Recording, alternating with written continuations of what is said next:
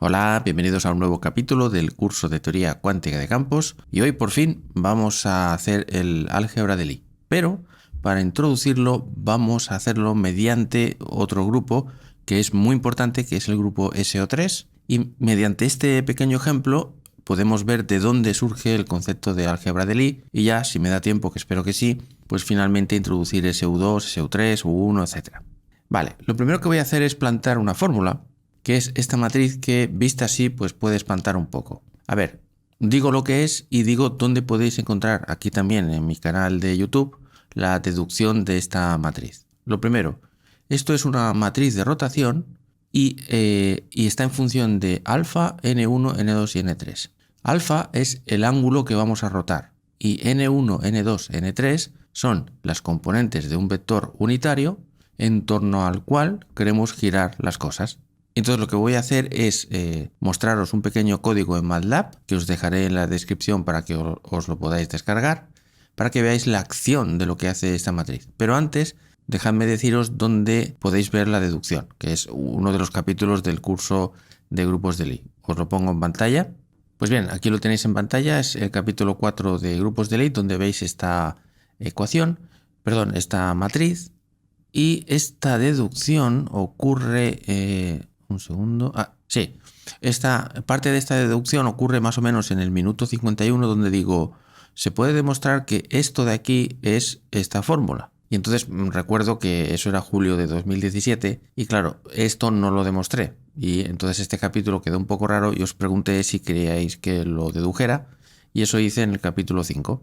Entonces, en el capítulo 5 parto absolutamente desde cero y por medio de geometría de bachillerato, por así decirlo, pues hago toda la demostración hasta que finalmente llego a esta solución. Y luego también quería os comentar que hay veces que en los libros ponen esta fórmula tal cual o a veces la cambian en vez de alfa por menos alfa. Y la diferencia que hay entre poner o no poner este signo es interpretar esto como una rotación activa o una rotación pasiva. En este capítulo ya discuto un poco lo que quiere decir esto, pero no os preocupéis porque aquí lo importante en teoría cuántica de campos es que si una teoría es invariante bajo rotaciones, lo va a ser tanto si ponemos un más como un menos y es irrelevante para lo que queremos. Pero igualmente si queréis la explicación la podéis encontrar por aquí al final. Pues bien, habiendo deducido esta fórmula es cuando luego ya en el capítulo 4, como os he dicho, ya parto de esto y construyo la matriz de rotación que es la que estáis viendo en pantalla ahora mismo.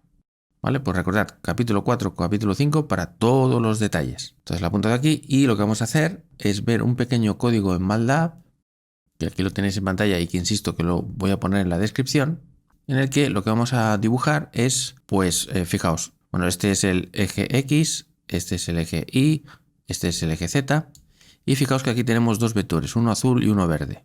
Bueno, el azul es el vector que quiero girar y el verde, este que igual tendría que haber puesto otro color para que se viera más, este verde va a representar el eje de rotación, es decir, N1, N2, N3.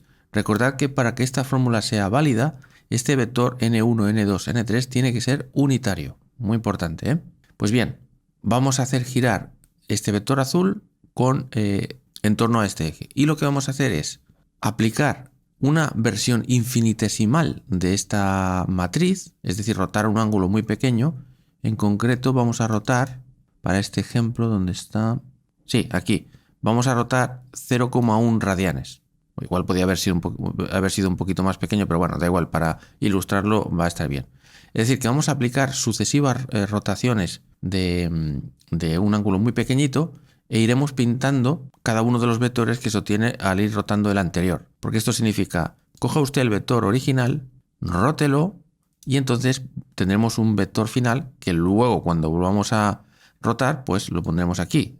Es decir, esto es una iteración, que es ir rotando, al igual que hicimos en el capítulo anterior, que íbamos aplicando sucesivamente la matriz M epsilon, pues lo mismo. Entonces voy a descomentar esta parte y lo voy a ejecutar. Y fijaos, aquí tenéis. Efectivamente, el vector original era este de aquí y lo he rotado, de hecho he rotado 40 veces 0,1, o sea que unos 4 radianes más o menos, ¿eh? Bueno, pues aquí veis que efectivamente funciona. Bueno, pues con el código este de MATLAB pues podéis hacer varias cosas. Por ejemplo, vamos a rotar, por ejemplo, en la dirección X. Veamos, ¿dónde estás? Sí, fijaos que aquí está definido el vector que define el eje de rotación, que es N1, N2 y N3, y está definido a partir de coordenadas esféricas. Por tanto, si queremos rotar en torno al eje X, tenemos que poner pi medios, ya digo, coordenadas esféricas. Y en phi tenemos que poner 0. Vamos a comprobar que no lo he hecho mal. Comento esto un momentito. Perfecto, aquí tenéis el vector verde que está justo apuntando en el eje X. Por lo tanto, si todo va bien y el programa no falla, esto debería rotar en torno al verde, en torno al eje X. Así que vamos a descomentar el trocito que dibuja. Vale, lo que seguramente tiene que estar pasando es que yo le he dicho que represente, fijaos, en la X que solo represente entre 0 y 1,5, pues déjame poner, por ejemplo, menos 1,5. Esto es, digamos, el rango desde dónde hasta dónde queremos que represente. Vamos a ver si esto lo soluciona. Efectivamente, ahora sí. Claro, que estaba tapando el trozo ese. Perfecto. Pues fijaos que rota en torno al eje X. Vale, pues efectivamente esta matriz es cierto. Es cierto.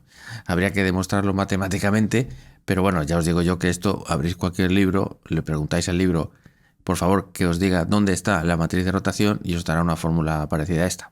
¿Vale? Perfecto. Por cierto, si buscáis en internet matrices de rotación, en principio esto no sale, solo sale la matriz de rotación en torno al eje X, o en torno al eje Y, o en torno al eje Z, ¿vale? Con eso se puede hacer rotaciones generales, pero si queréis una única matriz que rote en cualquier dirección, N1, N2, N3 y con cualquier ángulo alfa, esta es vuestra matriz.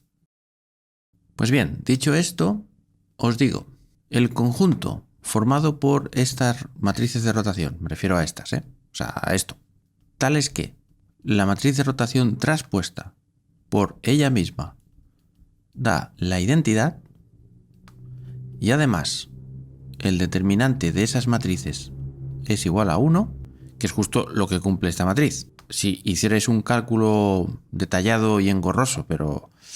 O sea, no es difícil, pero es muy engorroso, ¿no? Hacer la traspuesta de esto, multiplicarlo por ella misma y comprobar que da la identidad para cualquier valor de alfa, N1, N2 y N3.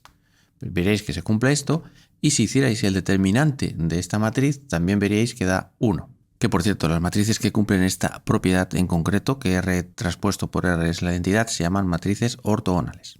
Pues bien, este conjunto, junto con la operación de multiplicación de matrices, se le llama SO3. ¿Vale? Insisto, este conjunto, pero este conjunto dotado de una operación, que en este caso es la multiplicación de matrices. Hay gente que muchas veces, digamos, en un abuso del lenguaje, creo que yo mismo lo he hecho alguna vez, que dice que este conjunto en sí ya es SO3. Pero bueno, se ha de entender que bajo la operación multiplicación de matrices, claro. Bueno, pues ¿por qué se llama SO3? Bueno, esta O viene de ortogonal, este 3 porque son matrices 3×3, y esta S viene de special, de especial, que básicamente la palabrota special o especial en este contexto significa que el determinante es 1. ¿Vale? Pues bien, en un abuso del lenguaje déjame no poner esto, y lo hago básicamente para no hacer más barroco la nomenclatura y para que quede más sencillo, porque en todo momento, en todo lo que hagamos, siempre voy a considerar que la operación de estos elementos va a ser la operación natural, que es la multiplicación de matrices.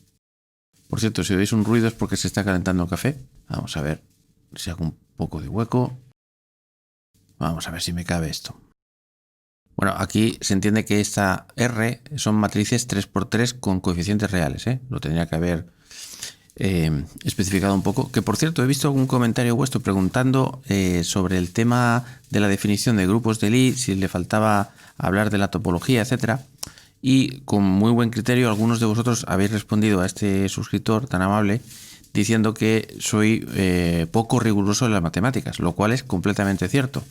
Esta es una de las asignaturas que tengo pendiente, que es ser un poquito más cultivado en matemáticas. Es una cosa que nos suele pasar a los físicos, que intuimos que podemos definir las cosas y que se va a sobreentender lo que estoy diciendo y que si hace falta definir algún tipo de distancia o de variedad o hace falta que se cumpla algunas ciertas propiedades para que todo sea coherente, pues decimos, vale, pues seguramente se deben cumplir. Y luego, menos mal que están los matemáticos que ponen orden y miran a ver si eso tiene o no sentido lo que ha dicho cualquier físico, ¿no? Entonces, perdonadme, señores y señoras matemáticas que estéis viendo mis capítulos, porque ya veis que la falta de rigurosidad matemática es evidente en mis clases, ¿vale? Pero bueno, no es porque no quiera hacerlo, sino simplemente porque no sé. No sé las suficientes matemáticas como para yo ponerme a ser riguroso. Lo que sí que os puedo decir para vuestra tranquilidad es que todo lo que estoy diciendo está aceptado, todo lo que he dicho está aceptado por la comunidad de físicos. Y se sobreentiende que si está en los libros y ha sido revisado durante mucho tiempo por mucha gente, incluidos matemáticos, es que es correcto. De todas formas, esto me hace pensar que igual debería invitar de vez en cuando a un matemático para que ponga un poco de orden en estas cosas. Así que le iré dando algunas vueltas. Pues bien, esto que acabo de decir, para seguir la tradición, no lo he demostrado. O sea, estoy diciendo que el conjunto de estas matrices que cumplen esto y esto es un grupo. Claro, eso habría que demostrarlo. Pero es muy engorroso demostrarlo. Fácil, pero engorroso. Y se haría exactamente de la misma manera que demostramos en el capítulo anterior, pues que el conjunto aquel con la operación producto de matrices, pues era un grupo. Solo que en este caso se complica mucho y no merece la pena. Bueno, no merece la pena a un físico, pero quizá a un matemático sí, ¿vale? Así que si alguno se anima, bueno, yo estaré encantadísimo que mandéis el PDF y lo colgamos en el formulario de CRUL, ¿vale? Yo encantadísimo. Muy bien, pues... Muy bien, ¿por qué os planto este grupo así de la nada si lo que quiero explicar es álgebras de Lie? Bueno, pues porque me va a ir de perlas porque resulta que este grupo es, digamos, empieza ya a ser muy importante y además a partir de ahí vamos a sacar los generadores y podremos ver el álgebra de esos generadores y a partir de ahí poder tener una motivación para definir un álgebra de Lie en general. Entonces, lo primero que tenemos que hacer es ver cuántos parámetros tiene este grupo. Alguien podría estar tentado en decir que 4, porque como tenemos alfa, n1, n2 y n3, pues son 4, ¿no? Pero cuidado, porque tal como os he dicho hace un momento, el vector n tiene que ser unitario. O sea, que n1 al cuadrado más n2 al cuadrado más n3 al cuadrado tiene que ser 1. Por lo tanto, tenemos que restarle el número de condiciones que haya. Y tenemos una condición. Por tanto, 4 menos 1 igual a 3. 4 aparentes parámetros independientes, aparentes, menos el número de condiciones, o sea, ecuaciones, que cumplan esos parámetros, que en este caso es 1. Por tanto, son 3 parámetros los que tiene este grupo. Lo apunto por aquí, 3 parámetros. Por lo tanto, tendrá 3 generadores, que de momento voy a llamarle B1, B2 y B3, pero que enseguida que los tengamos os diré cuál es el nombre típico o oficial que le pone la gente. Muy bien, si atendemos a lo que os dije en el capítulo anterior, que os dije, bueno, pues cuando hay más parámetros, pues por ejemplo, B1 será, por cierto, esto es lo que sería, entre comillas, la matriz M de A, lo que pasa es que ahora es, en teoría, A, B y C. Pero claro, ¿qué pasa? Que tenemos 4 parámetros y están ahí entremezclados y no es fácil encontrar cuáles son esos parámetros A, B, C completamente independientes, ¿no? Porque claro, si queremos hacer, por ejemplo, la derivada parcial de M con respecto de A y luego poner tanto la A como la B como la C igual a 0, claro, para poder hacer esto necesitamos saber cuáles son esos parámetros A, B, C.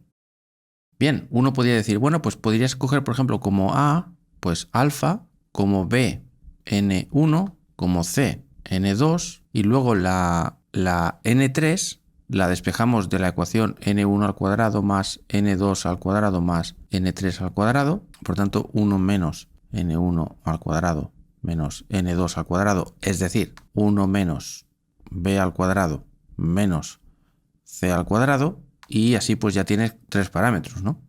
Sí, ciertamente se podría hacer así, pero no es el camino usual que se ha aceptado en la literatura. Se hace de otra manera, completamente equivalente.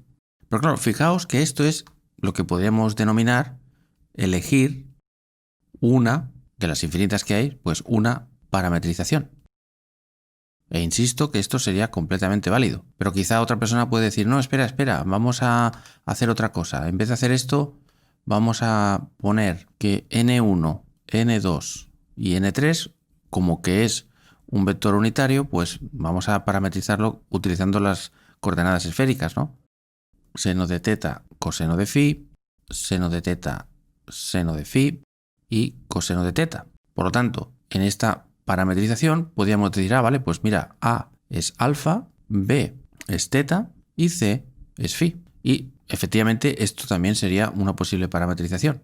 Por tanto, esto sería otra parametrización. Vale, entonces, claro, ¿qué hacemos? Y sobre todo, lo más importante es, si escogemos una parametrización, ¿por qué escogemos esa y no otra, ¿no? Bueno, la idea es escoger una parametrización que sea lo más, no sé cómo llamarlo, que tenga un cierto sentido, ¿no? Por lo menos para un físico. Así que para escoger esa parametrización lo que vamos a hacer es elegir otro camino parecido a lo que hicimos en el capítulo anterior, porque fijaos que nosotros en el capítulo anterior sacamos el generador B cuando hicimos una transformación infinitesimal y de ahí vimos quién tenía que ser B. Pues vamos a escoger este camino porque veréis que es extremadamente más intuitivo y más fácil, a fin de cuentas. Vale, entonces, de los 4 variables o 4 parámetros que hay aquí, que de momento son dependientes, ¿cuál es el que tiene sentido que sea infinitesimal? Pues a poco que pensemos, os daréis cuenta que el único parámetro que tiene sentido aquí que sea infinitesimal es precisamente alfa, porque alfa, esta alfa de aquí, es el ángulo de rotación en torno al cual vamos a girar. Por tanto, aquí, si aceptamos que esto es una matriz de rotación, pues podemos rotar un ángulo finito o podemos rotar un ángulo muy pequeño. Esto es lo que realmente tiene sentido que esto sea epsilon, porque n1, n2 y n3 lo único que marca es una dirección y no tendría demasiado sentido hablar de una dirección pequeña, ¿no? Por lo tanto, eso es lo que vamos a hacer. Vamos a considerar una rotación infinitesimal en torno a un cierto eje definido por n1, n2 y n3.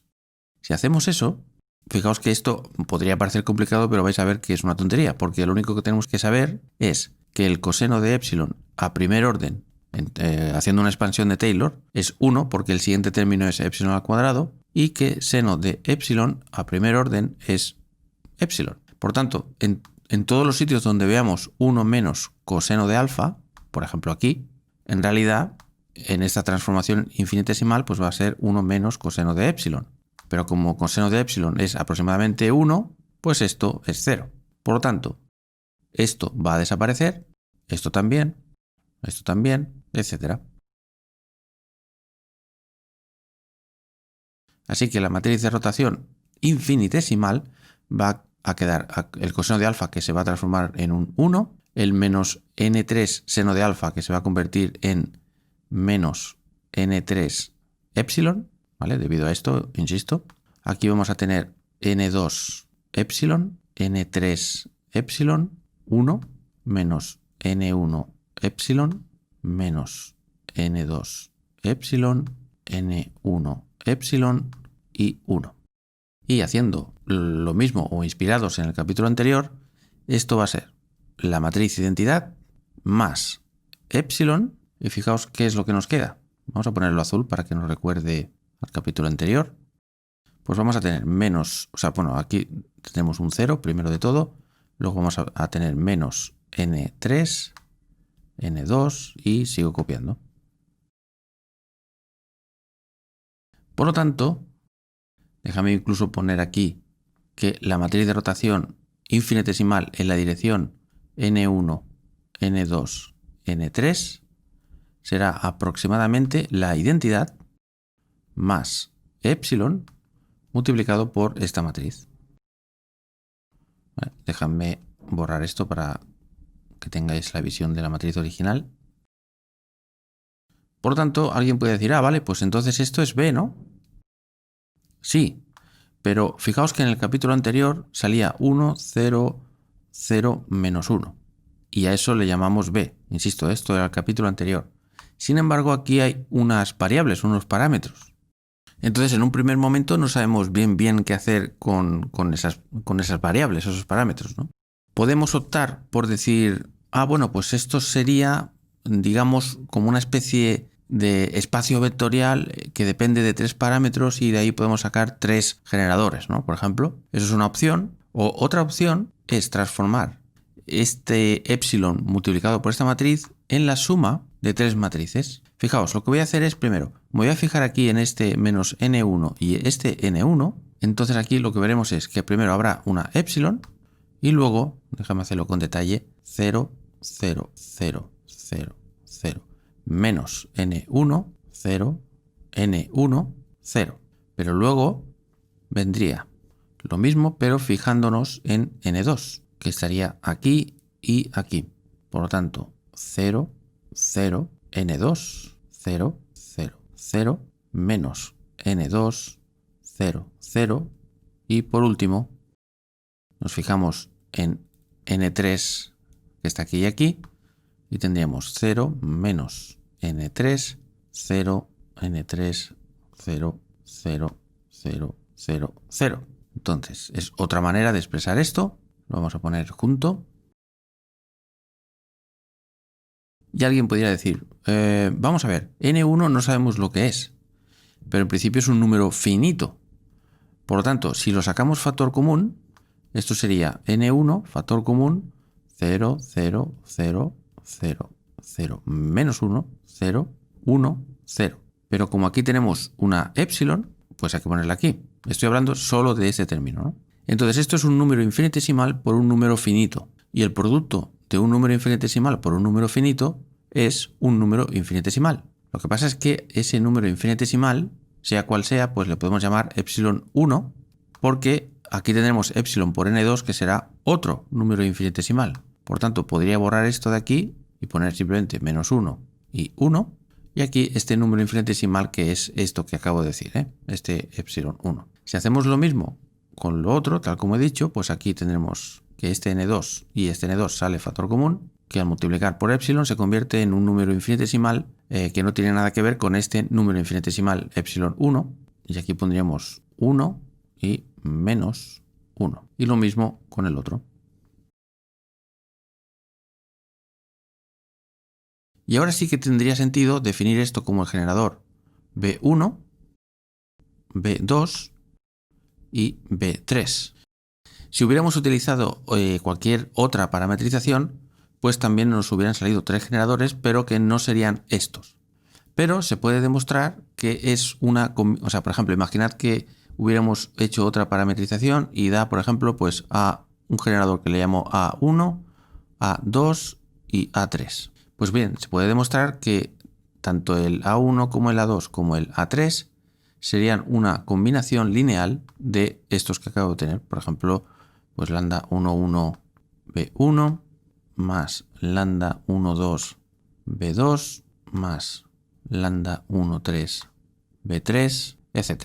¿Por qué? Pues porque de alguna manera que no he demostrado, el conjunto de matrices generadoras forma un espacio vectorial y, como bien sabéis, en un espacio vectorial se puede coger cualquier base. Y esta es la típica que se ha escogido típicamente en la literatura como la base de los generadores del grupo SO3, canónica, por así decirlo, o la que más nos gusta, o la más sencilla, o la más lógica, o lo que queráis. Pero perfectamente se podría haber cogido otro grupo de 3 matrices, en este caso A1, A2, A3, si hubiéramos cogido otra parametrización. Y si B1, B2 y B3 es una base de este subespacio vectorial de generadores, pues A1, A2 y A3 sería otra base de ese mismo subespacio.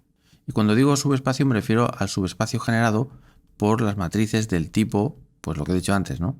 0 menos N3, N2, N3, 0, menos N1, menos N2, N1, 0.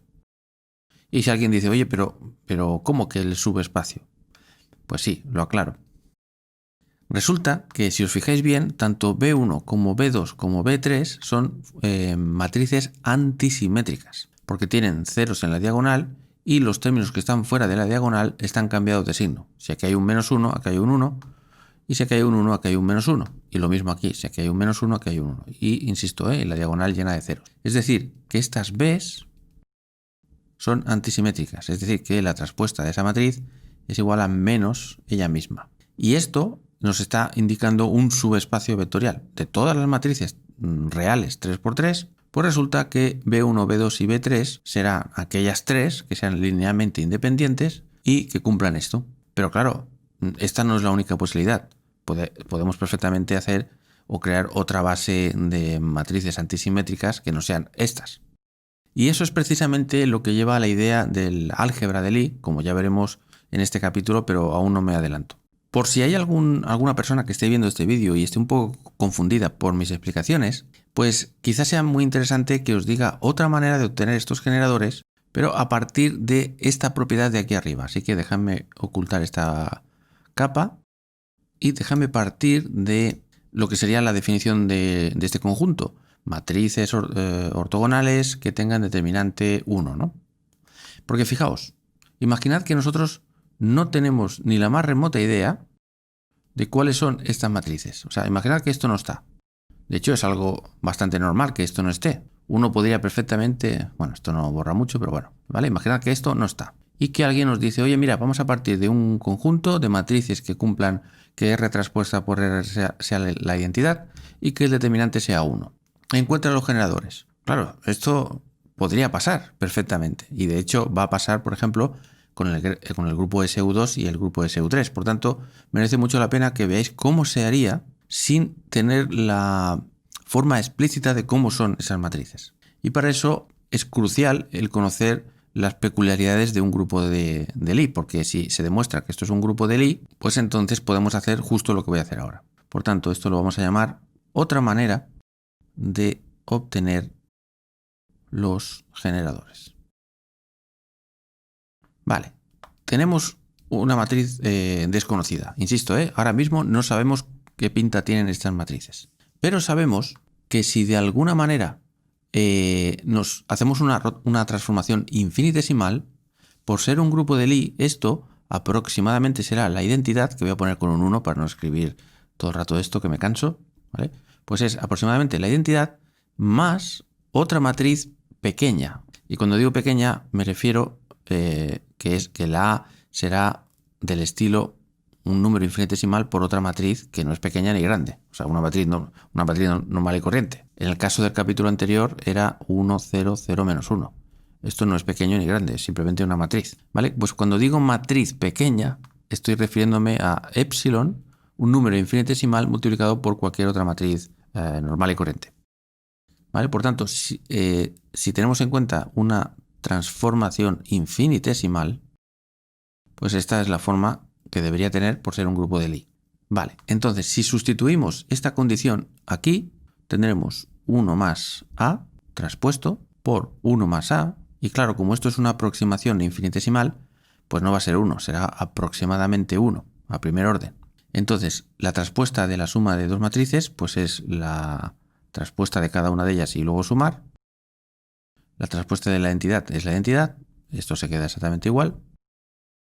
Y hacemos 1 por todo esto, más la traspuesta por todo esto, que será A traspuesta por 1, más A traspuesta por A, aproximadamente igual a 1. Entonces en este orden, este 1 se cancela con este 1, y fijaos que como la A es pequeña, la traspuesta es pequeña, y por tanto pequeña por pequeña es pequeña al cuadrado. Por tanto, esto será del orden de epsilon cuadrado, y como estamos a primer orden, la desechamos. Por aquello que os dije que epsilon al cuadrado lo hacemos 0. Por tanto, ¿qué nos queda? Nos queda que esta matriz A desconocida más su traspuesta tiene que ser 0. A primer orden. Pero si hacemos que A sea epsilon veces una cierta matriz B, que finalmente va a ser el generador, como ya os podéis imaginar, por el capítulo anterior, pues si lo sustituimos esto aquí, lo que nos queda es que B más B traspuesta tiene que ser 0, y por tanto que B traspuesta es igual a menos B, o sea que B es una matriz 3×3, porque estamos, insisto, en SO3, en matrices 3×3, por tanto será una matriz 3×3 antisimétrica. ¿Y aquí lo tenemos? ¿Cuántas matrices antisimétricas hay? Independientes, pues 3. ¿Por qué? Pues porque una matriz antisimétrica es de la forma. Primero que la diagonal, como bien sabéis, de una matriz antisimétrica tiene que ser 0. Y luego si aquí ponemos cualquier número, pongamos A, entonces aquí tiene que haber menos A.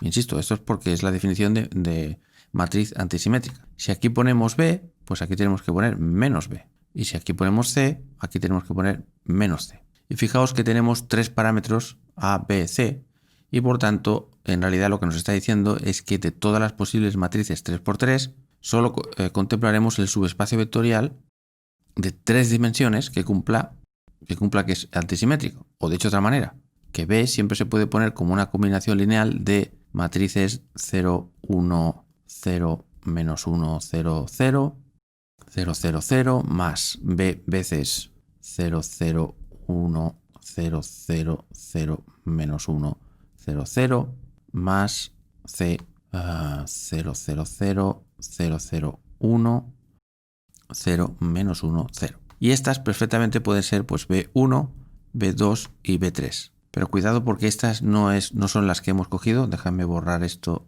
y enseñaros lo que hemos calculado antes. Vale, pues hemos dicho que, fijaos que B1 hemos llamado al menos 1, 1 y aquí lo hemos llamado al 1 menos 1.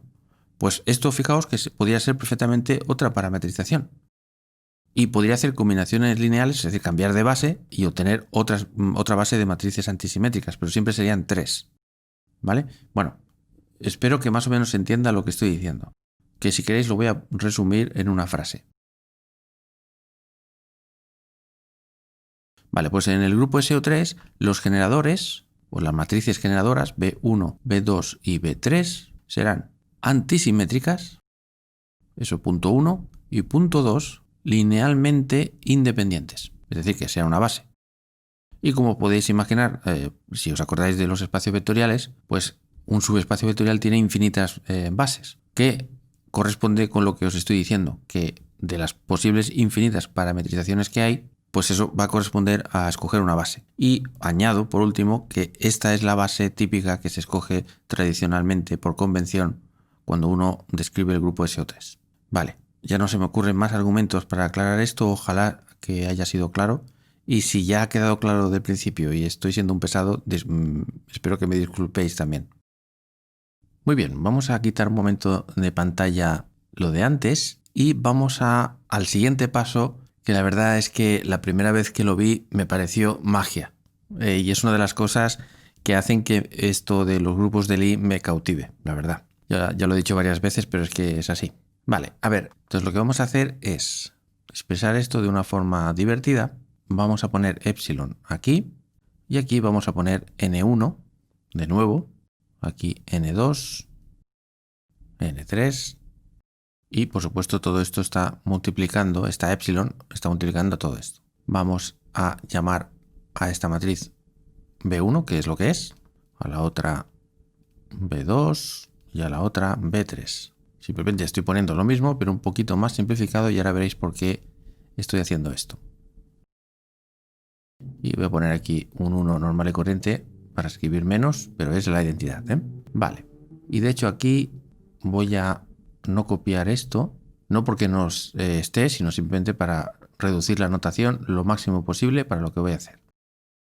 Vale, lo que vamos a hacer es lo siguiente. Nosotros sabemos que la exponencial es aproximadamente 1 más x a condición de que x sea infinitesimal. Por tanto, esto sería más apropiado. Si ahora nos preguntamos cuánto vale e elevado a epsilon por e elevado a epsilon, esto está claro que es e elevado a 2 epsilon. Pero si vamos por el camino infinitesimal, 1 más epsilon multiplicado por 1 más epsilon, y multiplicamos, esto será 1 por 1, 1 por epsilon, epsilon por 1 y epsilon al cuadrado, que es 0 porque epsilon es infinitesimal. Es decir, 1 más 2 epsilon. Y efectivamente, la aproximación a orden 1 de la exponencial de 2 epsilon, pues es esto de aquí. O sea que parecería que si queremos hacer e elevado a n epsilon, donde n es un número finito, por un lado esto es 1 más n epsilon, pero esto nos sugiere que por otro lado lo podemos pensar como 1 más epsilon elevado a n.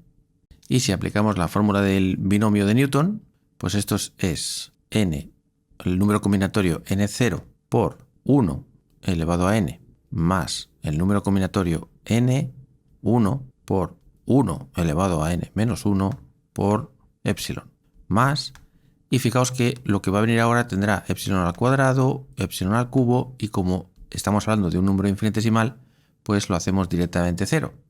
El número combinatorio n sobre 0 es n factorial, 0 factorial y n menos 0 factorial. Es decir, n factorial entre n factorial, o sea, 1. Por lo tanto, esto da 1 por 1, 1. Y n sobre 1, el número combinatorio este, recordad que la definición es n factorial, 1 factorial, n menos 1 factorial. Y n factorial entre n menos 1 factorial es n directamente. Por lo tanto, esto da n, esto da 1 y esto es epsilon. Por tanto, n por 1 por epsilon, n epsilon, que cuadra perfectamente con esto. Por lo tanto, 1 más epsilon a la n es aproximadamente e elevado a n epsilon, siempre y cuando epsilon al cuadrado sea 0, o sea, que estemos en una aproximación infinitesimal. Pero supongamos, por ejemplo, que n por epsilon es igual a a, por ejemplo. Entonces, si hacemos este pequeño cambio de variable, entonces se puede poner como 1 más, y en vez de epsilon, en este caso sería a dividido entre n elevado a n, y aquí pondríamos n por epsilon, que es a. Déjame poner que esto es aproximadamente igual. De hecho, cuanto más grande sea n, o sea, porque pongamos que a es fijo, un cierto número finito fijo, 17, 48, un cierto número. Entonces, si n es muy grande, pues un número finito entre un número muchísimo más grande que a, pues es un número pequeñito que se parece a algo infinitesimal, ¿no? Entonces, cuanto más grande sea este valor n, más verdad será esto. Pero de hecho esto lo conocemos porque sabemos que el límite, cuando n tiende a infinito de un número así, sabemos del colegio que esto directamente nos da e elevado a. O sea que no he hecho más que justificar más o menos por encima lo que sabemos perfectamente. Que si quieres obtener una exponencial elevado a un número, pues tienes que hacer este tipo de operaciones. Entonces, basado en esto, quizá podríamos decir, a ver, un momento, ¿qué significa entonces hacer r, o sea, una pequeña rotación en torno a un eje y volver a hacer otra pequeña rotación en torno al mismo eje y una vez y otra vez y otra vez un montón de veces?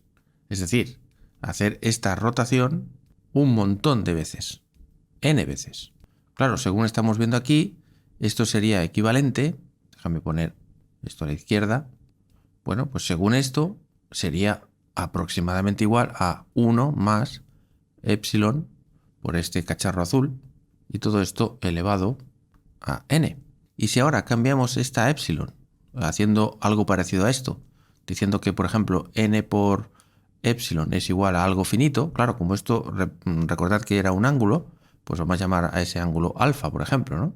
Por tanto, en vez de epsilon, vamos a poner aquí alfa entre n, y aquí también alfa, y déjame poner n dividiendo a todo. Y si ahora hacemos el límite cuando n tiende a infinito, a ambos lados, por supuesto, déjame borrar, a ver qué puedo borrar yo de aquí. Bueno, no borro nada, simplemente lo aparto un poco. Vamos a hacer un poquito de espacio para que quepa el límite. Claro, si no fuera porque aquí tenemos una matriz, pues evidentemente, si todo esto que he dicho es verdad, sobre todo esto, pues entonces tendríamos que poner aquí que el límite, que por cierto ahora ya voy a poner un igual porque estamos hablando ya de un límite, pues esto debería ser e elevado a ¿qué? Fijaos que lo que aparece aquí arriba en la exponencial es justo lo que está aquí encima, en el numerador. Y en el numerador tenemos todo esto. Por lo tanto, parecería que esto debería dar alfa por todo esto. Claro, la pregunta que nos hacemos ¿es esto verdad? Es decir, ¿podemos decir que la matriz de rotación que gira a un cierto ángulo alfa en una cierta dirección dada por n1, n2, n3 se puede poner como la exponencial de esto? ¿De una matriz? Bueno, pues resulta que sí.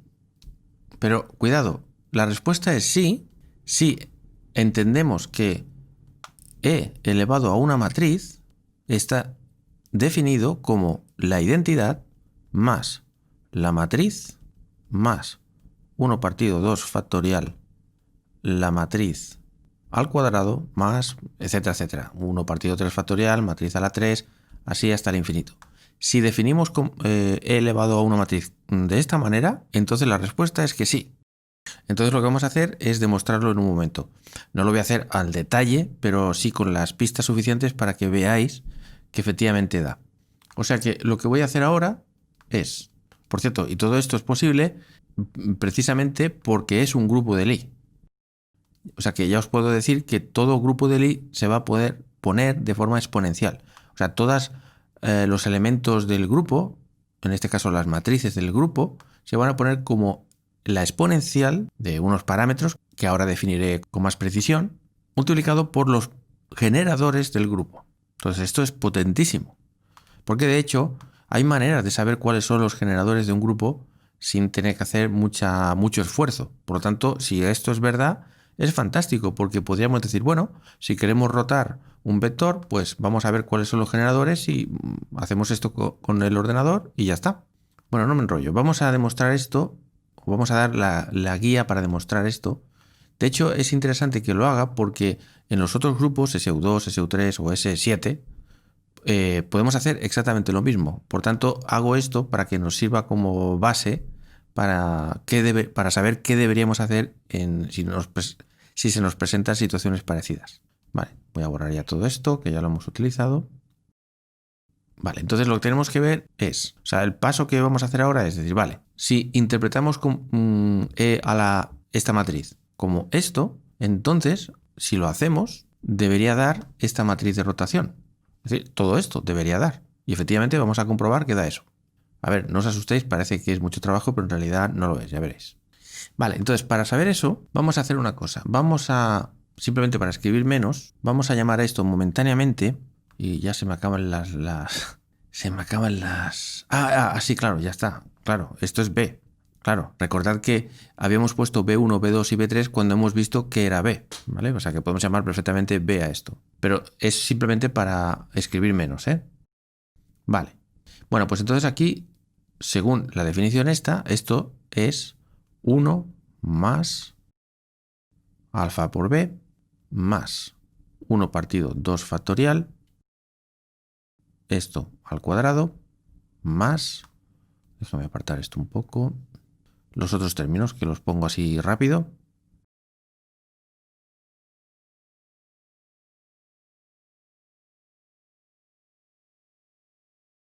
Vale, y así hasta el infinito. Muy bien. Vamos a ver qué es lo que da b al cuadrado. Bueno, y esto lo voy a dejar como ejercicio porque esto se puede comprobar fácilmente y es más que nada para aligerar un poco. Ejercicio. Comprobar que b al cuadrado, ojo, teniendo en cuenta que n1 al cuadrado más n2 al cuadrado más n3 al cuadrado es 1. Esto es importante porque si no utilizáis esto, entonces lo que voy a decir ahora no saldría, ¿vale? Pero recordad que esto es un vector unitario y debe cumplir eso. Bueno, pues teniendo en cuenta esto, demostrar que b al cuadrado da esto de aquí.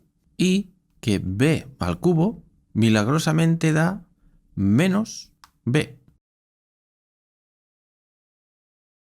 Y entonces, claro, esto lo cambia todo, porque fijaos que b a la 4 sería b a la 3 por b. Pero como b a la 3 es menos b, entonces da menos b al cuadrado. Que lo apunto por aquí. Vale, o sea, el ejercicio es que demostréis esto y esto, estas dos.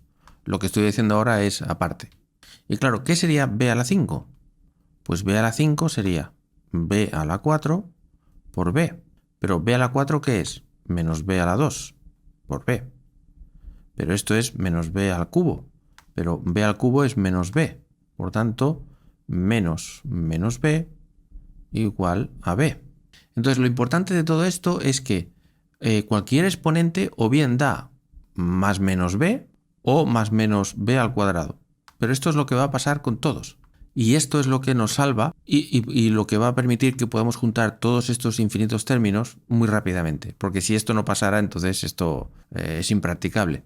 Pero en los grupos de Lie este tipo de cosas milagrosas va a aparecer. Por tanto, la matriz R, esta de ahí arriba, será 1 más alfa por b, y luego tendremos 1 partido 2 factorial, alfa al cuadrado, y b al cuadrado, que es esto, pero no lo pongo de momento, luego lo pondré. Vale, y ahora sí, el tema al cubo va a aparecer un menos, por tanto, menos 1 partido 3 factorial, alfa al cubo, pero b a la 3 es b, o sea, menos b, pero el menos ya lo hemos puesto aquí. Luego el 4 también va a aparecer un menos, por tanto, menos 1 partido 4 factorial, alfa a la 4, y b a la 4 es menos b a la 2. Insisto, el menos ya lo he puesto aquí. Vamos a hacer alguno más. El b a la 5 va a ser con un más, por tanto, más 1 partido 5 factorial, alfa a la 5, y b a la 5 hemos dicho que es b. Y así iríamos haciendo. Vale, entonces vamos a sacar factor común, b. Entonces, bueno, de hecho, sí, b, correcto. Tendremos por un lado alfa, por otro lado tendremos menos 1 partido 3 factorial alfa al cubo, más 1 partido 5 factorial alfa a la 5, etc. Vale, he utilizado este término y este término.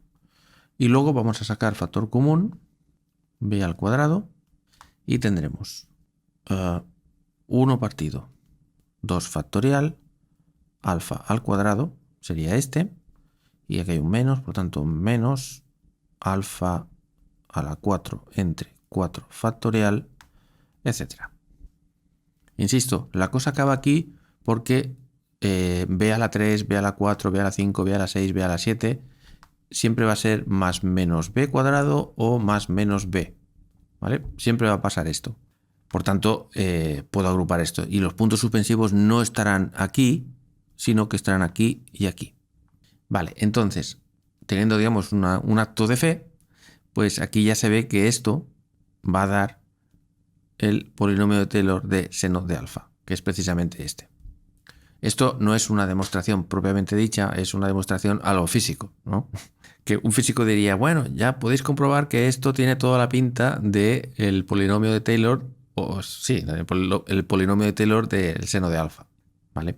No lo estoy demostrando, pero ya sabéis, los físicos somos perezosos en ese sentido y a veces así nos va. Que menos mal que tiene que venir un matemático a poner un poco de orden en la sala. Vale, sin embargo aquí esto no es un coseno, nos faltan varias cosas. De momento lo primero que vamos a hacer es sacar un menos factor común. Vamos a poner aquí un menos y por lo tanto aquí tiene que haber un menos y aquí tiene que haber un más. Perfecto, eso como primer ingrediente para hacer lo que quiero. Vale, aquí esto no es un coseno, pero si le pusiéramos un 1, entonces sí que sería un coseno.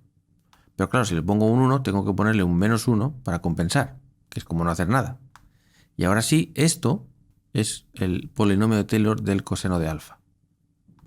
Por lo tanto, ¿qué nos queda? Pues que la matriz R va a ser 1 más b por el seno de alfa. Y aquí vamos a tener... vale, si acaso voy a quitar todo esto y pongo ya el coseno. Aquí hay un más, pero entro el menos de nuevo, menos, y esto se convierte en un más. ¿Vale? Acabo de entrar el menos otra vez. Vale, para que quede el 1 menos coseno, que es lo que salía en la matriz original, como ya veréis enseguida. Creo, ¿no? A ver. Sí, ¿veis que aparece un 1 menos coseno? Vale. Por lo tanto, siguiendo con el asunto, tendremos más b al cuadrado multiplicado por 1 menos coseno de alfa. Es decir, que hemos sumado una serie infinita, esta de aquí, teniendo un poquito de fe y sobre todo dándonos cuenta de todo esto. Entonces lo único que tenemos que hacer es decir, vale, ¿qué es b cuadrado? Pues es todo esto. Entonces lo ponemos. Vale, vamos a ver que me quepan las cosas. Esto es b cuadrado, que va a estar multiplicado por esto. Y recordemos que B, a ver un segundo, que voy a hacer un poquito de espacio. Voy a apartar este seno y voy a copiar lo que es B, esta B de aquí. Vale, pues esta B, recordad que era la B de antes, vamos, que tenía 0, 0, 0 y que tenía menos N3, N2, N3, menos N1, menos N2, N1. Perfecto. Déjame borrar esto. Y por tanto, vale, borro también todo esto. Voy a mover esto un poquito para abajo. Voy a mover esto porque si no, no se ve. Bueno, por aquí, lo ponemos por aquí. Y entonces, bueno, creeros que si hacéis esta matriz por el seno y esta matriz por 1 menos coseno y le sumáis la identidad, ¿vale? Va a dar esto. A ver, por ejemplo, para el término este de aquí. Esto dejo que lo comprobéis en casa, pero vamos a comprobar, por ejemplo. A ver, aquí dice que va a aparecer un coseno. Y efectivamente es debido a este menos 1, que con este menos va a dar un coseno. Bien. Y por otro lado va a dar 1 menos coseno por n1 al cuadrado. ¿Correcto? 1 menos coseno por este 1 n1 al cuadrado. Bien. Y no aparece nada más, que queda un 0. Pero por ejemplo, vamos a este otro. Aquí va a aparecer n1 por n2 multiplicado por 1 menos coseno. Correcto. Es todo esto, n1, n2 por 1 menos coseno. Pero además, aquí va a aparecer menos n3 seno. Menos n3 seno, correcto. Es decir, que podéis ir viendo uno por uno que va a dar exactamente lo mismo. Por tanto, esto es magia.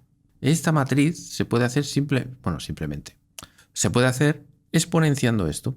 Y vuelvo a poner lo que era B para que no haya duda ninguna. Es todo esto. Y esto va a ser una constante. Insisto, en los grupos de Lie, las matrices de las transformaciones o los elementos del grupo siempre se van a poder poner como e elevado a y una combinación de los generadores. Entonces es importante que también tengáis en cuenta que, esto es cuestión de notación también, a veces hay gente que lo que hace es decir, oye, mira, es que yo no quiero separarlo en dos subconjuntos de variables, ¿no? Alfa y n1, 2, n3, ¿no? Y hay mucha gente que lo que hace es decir, mira, a alfa n1, alfa n2 y alfa n3, pues le llamo, yo qué sé, tengo un problema yo con las letras, no sé qué letras poner. Pues mira, A, B y C, por ejemplo.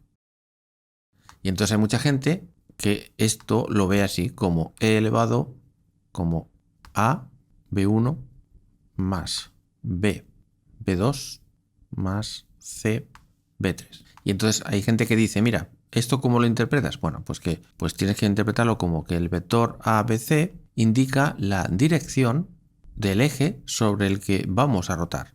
Y el módulo de este vector, el número que dé, lo tienes que interpretar como el ángulo alfa que vamos a girar. ¿Vale? Esto es otra manera de verlo. ¿Vale? Hay libros que les gusta separarlo en dos y poner el vector unitario aquí, n1, n2 y n3, y dejar el ángulo fuera. Y hay otros libros que les gusta poner pues 3 numeritos y interpretarlo de esta manera. Vale, entonces para acabar este vídeo, que como siempre se me está haciendo larguísimo, parezco un disco rayado ya, pero claro, sí que quisiera deciros otra cosa increíble, que lo que va a hacer es conectar con todo el rollo que os solté del grupo SU2, del momento angular y todo eso. Y esto es un ejercicio, otro ejercicio más, pero son ejercicios sencillitos, lo que os he ido poniendo. Ejercicio. Vale, sí, acordaos que las matrices B1, B2 y B3, que las pongo aquí, las voy a recordar de nuevo rápidamente.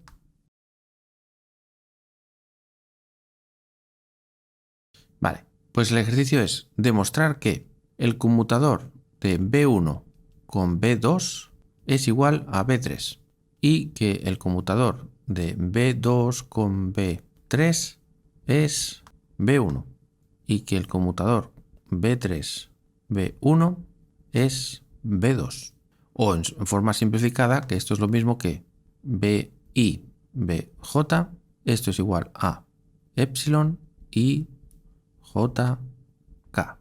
Vale, bueno, por cierto, recordad que, bueno, por si las moscas, recordad que el conmutador de dos matrices se define como A por B, menos B por A, ¿vale? Bueno, pues aquí es donde yo quería llegar. Resulta que estos generadores tienen las mismas reglas de conmutación que las matrices con las cuales empecé el capítulo del momento angular. De hecho, lo pongo en pantalla para que nos acordemos. Bueno, con una pequeña excepción. Le falta una I aquí. Ahora os lo mostraré. Pero esto no os preocupéis, porque esto se soluciona muy fácil y no quiero decirlo ahora rápido, ¿vale? Pero salvo esta I que le falta por aquí, fijaos, ¿vale? Capítulo 51, teoría cuántica de campos, Yang Mills, SU2, vía momento angular. Pues fijaos aquí. Yo, porque sí, empecé con 3 matrices o 3 operadores si queréis.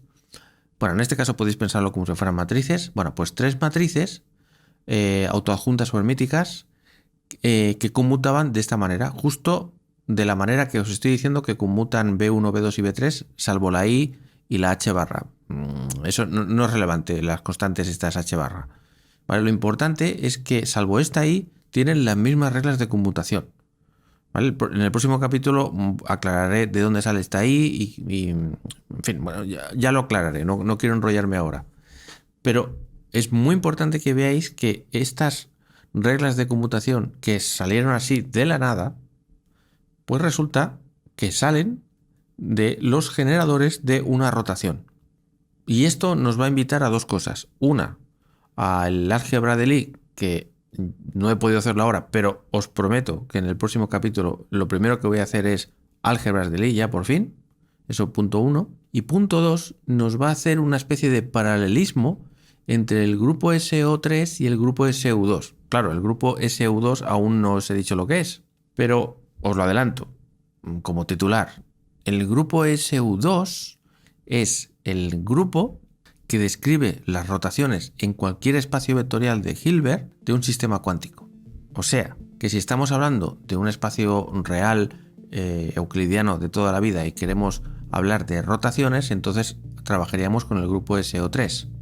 Pero si queremos hablar de rotaciones en espacios abstractos complejos que aparecen en la mecánica cuántica, entonces su equivalente, entre comillas, es el grupo SU2. ¿Vale? Esto ya lo aclararé mejor en el próximo capítulo. SO3 y SU2 no es lo mismo, pero sí que van a tener el mismo álgebra de Lie. Y por eso podemos hablar que hay un paralelismo entre esos 2 grupos. Bueno, lo estoy diciendo así más o menos, pero ya el próximo día espero que lo pueda aclarar y que quede claro. Pues nada, muchas gracias por ver este vídeo y nos vemos en el siguiente. Hasta pronto.